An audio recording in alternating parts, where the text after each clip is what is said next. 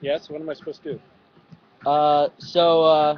Can you tell us who you are? I'm Nick's dad. Awesome. And My name is Frank.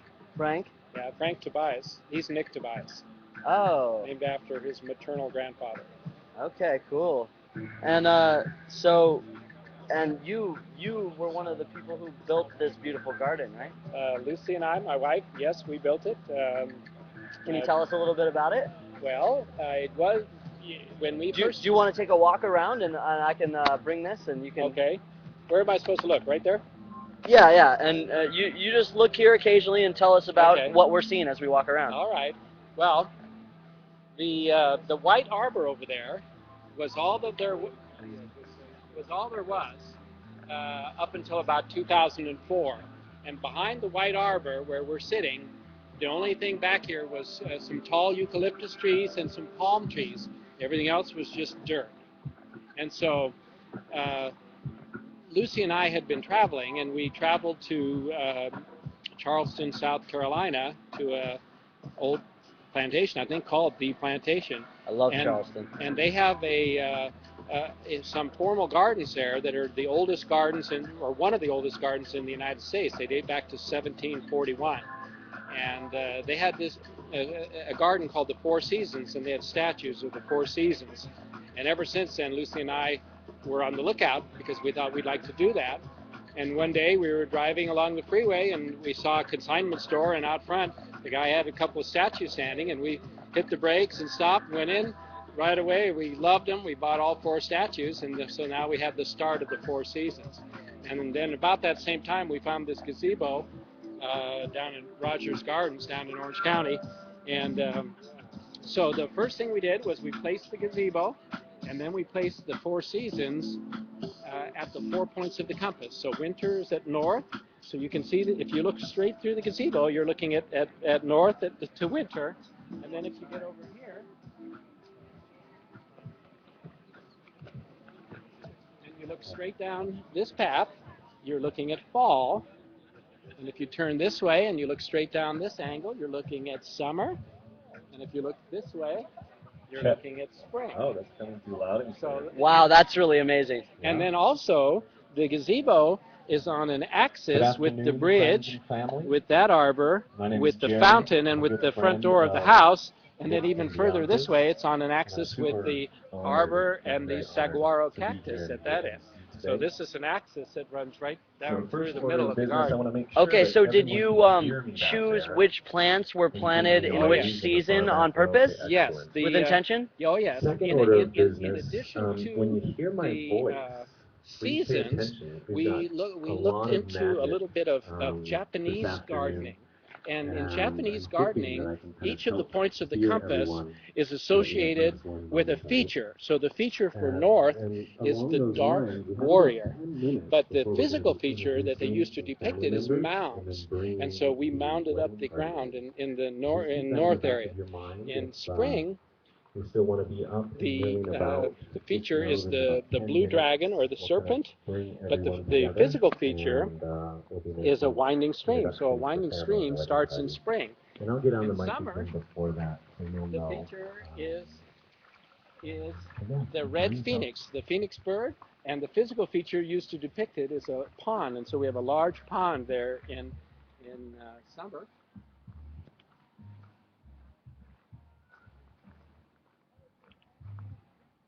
Beautiful. And then fall, the physical feature is a straight, wide path.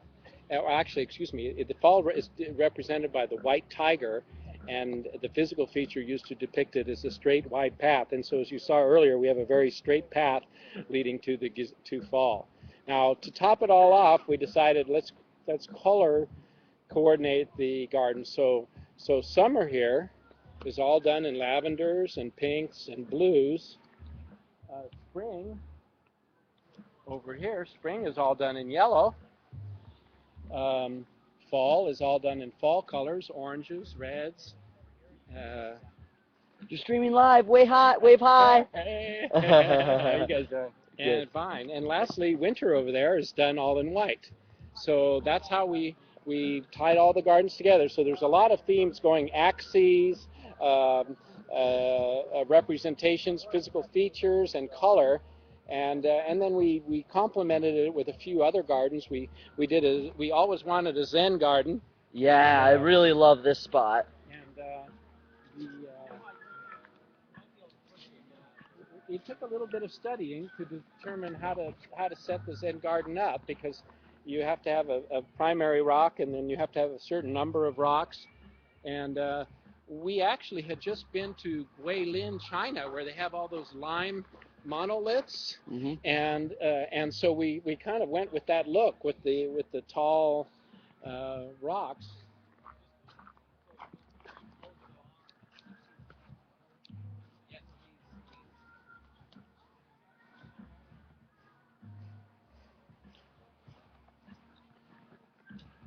And those rocks actually came from a construction site. I had been driving around and I saw them, and I asked the construction foreman if I could have them, and he said if I brought a truck, he would load them for me. So he got this huge excavator, you know, with the big teeth, and picked up the rocks and put them, and I got a big dump truck, about a 30 or 40 foot long dump truck, and we dumped them out here and eventually got them into the ground. So the other gardens in here, this garden right in through here where the speaker is, that's a Xeriscape Garden. All the plants in that garden are water-wise plants, so they only need to be watered maybe 4 or 5 times, or every 4 or 5 days.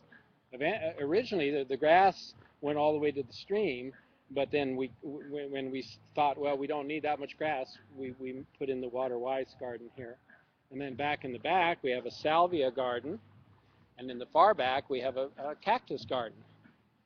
So you want to look at the cactus garden? Yeah. Okay.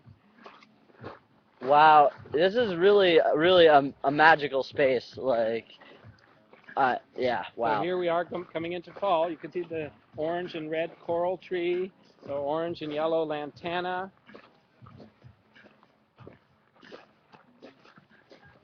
This is fairy duster here, Caliandra, a desert fairy duster. A little more purple. And who is this here? This is Paul with her cornucopia and grapes.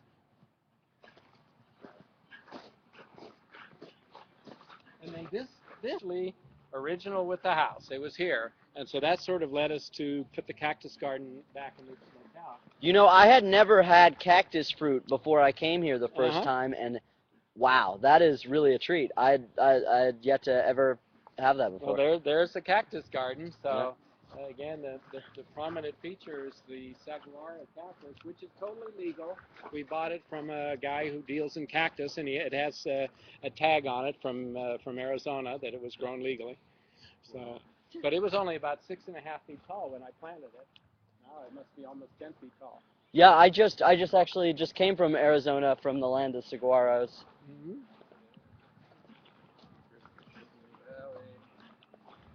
Are you giving the quick cam tour, Thom? Yep. Say hello to our live streaming viewers. So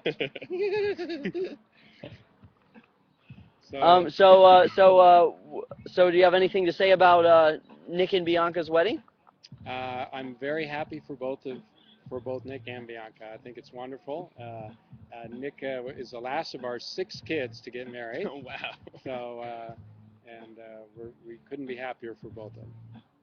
Excellent. Well, thanks for sharing all that with us. This is really a great place to get married, and 2 beautiful people in a beautiful space. This is going to be great. Thanks.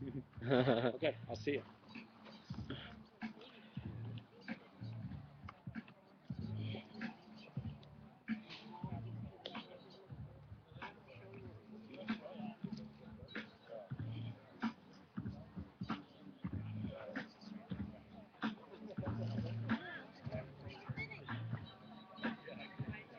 With you guys?